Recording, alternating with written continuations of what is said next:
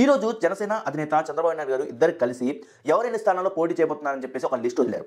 అందులో జనసేన పార్టీ 24 స్థానాల్లో పోటీ చేయబోతుందని చెప్పి స్వయంగా పవన్ కళ్యాణ్ గారే చెప్పారు. 3 ఎంపీలు మనం తీసుకుంటున్నామని చెప్పాడు. చెప్పిన తర్వాత జన సైనికుల్లో ఒక అసంతృప్తి మొదలైంది. అంతేకాదు అసలు మనం ఎందుకు ఒప్పుకోవాలి, 24 సీట్లు 3 ఎంపీ సీట్లకి మనం ఎందుకు త్యాగం చేయాలి మన ఒక హోదాని అని చెప్పేసి జన సైనికులు చాలా బాధపడుతున్నారు.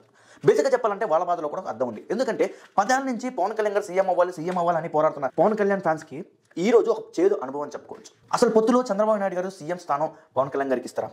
అండ్ ఈవెన్ జనసేన పార్టీ నాయకులే దీన్ని హర్షించట్లేదు. పవన్ కళ్యాణ్ గారు ఎందుకు ఇంత పెద్ద డిసిజన్ తీసుకున్నారు, తను ఎందుకు తగ్గించుకొని తీసుకున్నారు అని.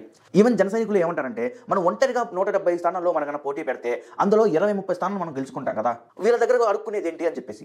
సో ఇందులో నిజం ఎంత అనేది ఈరోజు ఫ్యాక్ట్స్ రూపంలో తెలుసుకుందాం. ఇందులో ఏ ఒక్క పార్టీని కానీ, లేకపోతే ఒక పార్టీకి మంచిగా చెబుతూ ఇంకో పార్టీకి చెడ్డగా చెప్తూ కానీ, లేకపోతే ఒక పార్టీని డిఫెన్స్ చేస్తూ ఒక పార్టీకి సపోర్ట్ చేస్తూ ఒక పార్టీకి సపోర్ట్ చేయకుండా మాట్లాడేది కాదు. సో ఈ వీడియో మొత్తం పూర్తిగా చూసిన తర్వాత కింద కామెంట్ బాక్స్లో కామెంట్ చేయండి. తొందరగా ఎవరు జడ్జి చేయొద్దు నన్ను. ఎందుకంటున్నా అంటే ఈ రోజు వీడియోలో నేను ఓన్లీ ఫ్యాక్ట్స్ మాత్రమే మాట్లాడుతున్నాను. పవన్ కళ్యాణ్ గారు ఎందుకు 24 సీట్లుగా పరిమితం అయ్యి తను తగ్గించుకొని టీడీపీ దగ్గర ఎందుకు ఆయన పోటీకి దిగుతున్నారు? సో ముందుగా మనం 2019 ఎలక్షన్స్ గురించి తెలుసుకుందాం. 2019లో జనసేన పార్టీ 130 స్థానాల్లో పోటీ చేసింది. వైఎస్ఆర్సీపీ 170 స్థానాల్లో పోటీ చేసింది. అండ్ టీడీపీ ఆల్సో 170 స్థానాల్లో పోటీ చేసింది. అదే ఎలక్షన్ రిజల్ట్స్ తర్వాత వైఎస్ఆర్సీపీకి 49.95% ఓట్ పర్సెంటేజ్ వచ్చింది. అంటే ఆల్మోస్ట్ 50% తీసుకోండి. అదే టీడీపీకి 39.17% వచ్చింది. అంటే ఆల్మోస్ట్ 40% తీసుకోండి. అదే జనసేనకి 5.53% వచ్చింది. అంటే ఆల్మోస్ట్ 6% అనుకోండి. 50% ఓట్ షేర్ ఉన్న వైఎస్ఆర్సీపీకి 151 స్థానాలు వస్తే 40% అంటే 10% తక్కువ వైఎస్ఆర్సీపీ కన్నా 40% ఓట్ షేర్ ఉన్న టీడీపీకి 23 స్థానాలు వచ్చినాయి. ఒక వ్యత్యాసం చూడండి, జస్ట్ 10% ఓట్ బ్యాంక్ లేకపోతేనే ఆల్మోస్ట్ 151 సీట్లు తనకి రాలేదు. అంతేకాకుండా జనసేనకి 6% ఓట్ షేర్ వస్తే అక్కడ వచ్చిన ఎన్ని సీట్లు? ఒక్క సీటే.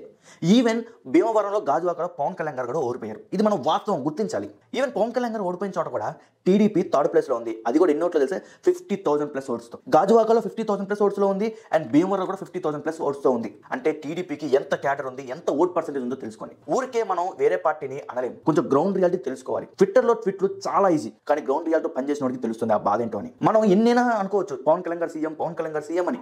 2019లో పవన్ కళ్యాణ్ గారు సీఎం అన్నారు, కానీ పవన్ కళ్యాణ్ గారు సీఎం అయ్యారా? మిమ్మల్ని నమ్మి, ఈ జన సైనికుల్ని నమ్మి, లేకపోతే ఈ కాపు నాయకుల్ని నమ్మి పోటీ చేస్తే 131 స్థానాల్లో పోటీ చేస్తే ఒకే ఒక్క స్థానాన్ని ఇచ్చారు. 2009లో ప్రజారాజ్యం పార్టీకి ఆల్మోస్ట్ 18% ఓట్ షేర్ వచ్చింది. దాంతో పోలిస్తే పవన్ కళ్యాణ్ 6% ఓట్ షేర్ మాత్రమే వచ్చింది. ఈ 6% లో అసలు కాపులు వేసారా? నా డౌట్ ఏంటంటే కాపులు అనేవాళ్ళు జస్ట్ 2% మాత్రమే వేశారు నేను అనుకుంటున్నాను పవన్ కళ్యాణ్ గారికి వేసిన ఓట్లు. ఎందుకంటే పవన్ కళ్యాణ్ గారికి అన్ని కులాల్లో అభిమానున్నారు, అన్ని మతాల్లో అభిమానున్నారు. అదొకసారి ఆలోచించండి. ఒక కాపు వల్లే పవన్ కళ్యాణ్ గారు సీఎం అవ్వలేరు. ఎందుకంటే పవన్ కళ్యాణ్ గారు సీఎం అని అరిచి పవన్ కళ్యాణ్ గారిని తక్కువ చేసి మాట్లాడుతున్న కూడా కాపు నాయకులే. పవన్ కళ్యాణ్ గారు తన స్థాయి ఏంటి, తన సత్తా ఏంటో తెలుసుకొని నిలబడ్డాడు. అందుకనే 10 ఏళ్ళు ఎవ్వరు తోడు లేకపోయినా, వచ్చిన నాయకులు బయటికి వెళ్ళిపోయినా సరే, డబ్బు లేకపోయినా సరే జస్ట్ నిలబడి ఉన్నాడు. సో ఇక్కడ పవన్ కళ్యాణ్ పొగుడుతున్నాను అనుకోమాకండి, జస్ట్ ఒక నాయకుడు నిలబడ్డాడు అంటున్నాను. బ్యాక్ టు 2019 ఎలక్షన్స్కి వస్తే పవన్ కళ్యాణ్ గారు పోటీ చేసిన 131 స్థానాల్లో దాదాపు 120 స్థానాల్లో డిపాజిట్లు కోల్పోయింది. చూడండి ఒకసారి, డిపాజిట్లు కోల్పోయిందంటే అర్థం చేసుకోండి. ఆ పార్టీ అసలు పోటీనే ఇవ్వలేదు 2019 ఎలక్షన్స్లో. కాపులందరూ ఎక్కడ పోయారు ఆ రోజు? మరి పీఆర్పీ పెట్టినప్పుడు అన్ని ఓట్లు వేసారు చిరంజీవి గారికి, పవన్ కళ్యాణ్ గారికి ఎందుకు వేయలేదు? ఇప్పుడు మాట్లాడే అర్హత మనకుందా? ఒకసారి ఆలోచించుకోవాలి. ఇప్పుడు వైసీపీకి జనసేన సపోర్ట్ చేసి వైసీపీ ప్లేస్ టీడీపీ ఉన్నా నేను ఇదే మాట అంటాను. సో ఇక్కడ విషయం ఏంటంటే ఫ్యాక్ట్స్ మాట్లాడుకుందాం. వైసీపీ ఖచ్చితంగా కార్నర్ చేసేది పవన్ కళ్యాణ్ గారిని, టీడీపీని.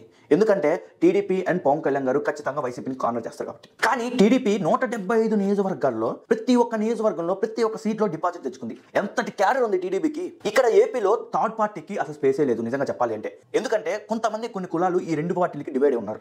జస్ట్ పవన్ కళ్యాణ్ గారికి ఫ్యాన్ ఫాలోయింగ్ ఎక్కువ, అండ్ సినిమాల నుంచి వచ్చాడు కాబట్టి, అందులోనూ అతను ఒక అదృష్టం ఏంటంటే మంచి వ్యక్తిని ముద్ర ఉంది కాబట్టి, అండ్ ఫ్యాన్స్ బీభత్సంగా ఆయనకి అంటే మాస్ ఫాలోయింగ్ హీరో కాబట్టి. ఇంకా అంతే కదా, ఆయన ఓడిపోయినా సరే వేరే వాళ్ళైతే ఎప్పుడు పారిపోయేవాళ్ళు. ఇంత ఇరుకు ప్లేస్లో కూడా తను ఒక స్పేస్ క్రియేట్ చేసుకున్నాడు. సో ఈ వీడియోపై మీ అభిప్రాయాన్ని కామెంట్ బాక్స్లో కామెంట్ చేయండి. This Nagarjuna university signing off. మళ్ళీ కలుద్దాం నెక్స్ట్ వీడియోలో.